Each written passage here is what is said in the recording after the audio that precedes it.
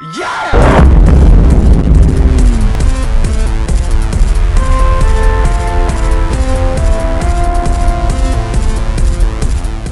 It was odd because John and I had played in so many different incarnations of different bands, of different styles, like mostly of the hardcore, indie, pop punk kind of genre and style, but like we had taken a lot of those bands fairly seriously, and we'd played a lot of shows together in those different incarnations.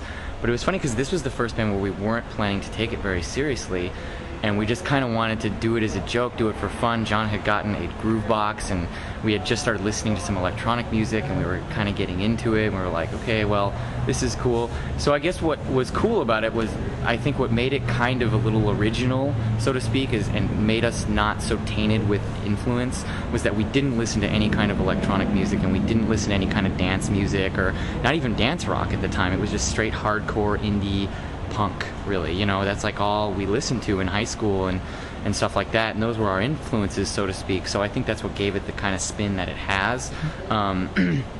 But you know, it just started as a joke. It started as like, we want to do this because it's fun, it's easy, we can make simple songs on this groove box, no big deal. And then we just started kind of rolling with it. And I would, like, the whole pajama pants thing was because like I always wore them in high school, and I wanted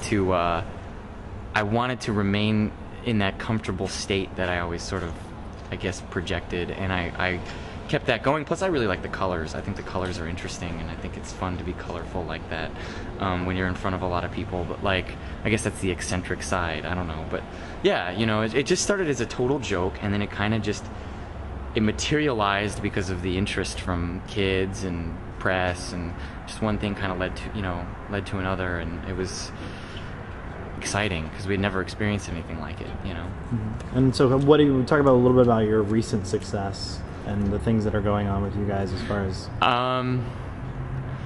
well, it's really cool because we get to kill people every day. No, just kidding. Well, I guess it's awesome because we've worked our asses off for 3 years straight. We worked hard, did everything we could, and no one, you know, we had a lot of talk amongst labels, a lot of people interested, a lot of people kind of getting ready to make offers and stuff, but nothing was solidifying. And then out of nowhere, I remember 2 years ago I got this EP from an artist called MC Lars, and I was like, this guy's awesome. And I was like, we need to send this label something.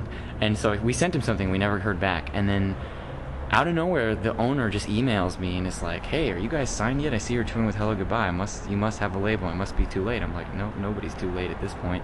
And he was like, great. We just kind of hit it off. I mean, we really see eye to eye on a lot of things, and so we signed to Sideshow Records because I just think the right route for us to go is the indie route. I never really wanted to be involved with major labels. It's not my thing. I mean, personally, I think the connection that the indie world has and how everybody's sort of there to help each other out and sort of has just created this entire network of individuals just working for causes and working for each other and working as a whole and embodying all these great principles of unity is really intriguing to me, and something that I find to be something that I want to be a part of more than anything. In the mainstream route, it's like a big ball of confusion, and I'm not putting them down, but that seems to be the case.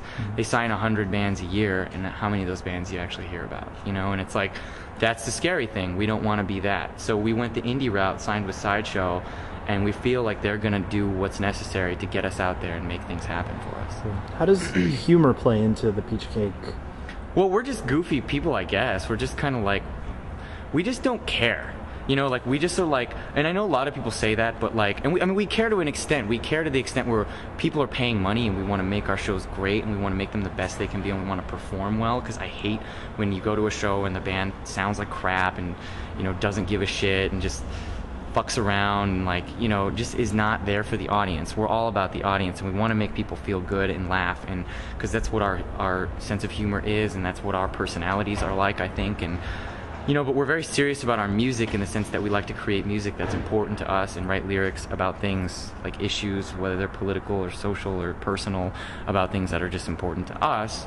And I think the humor element is we take things that happen to us in our lives, relate them into serious things within the song, kind of intertwine that, and then put together this really kind of balls to the wall, crazy, fun, upbeat live show that is really in your face and really like crowd oriented. And I think it's just supposed to be something that is there to make you forget about all the bullshit in your day, you know? Mm-hmm. Yeah!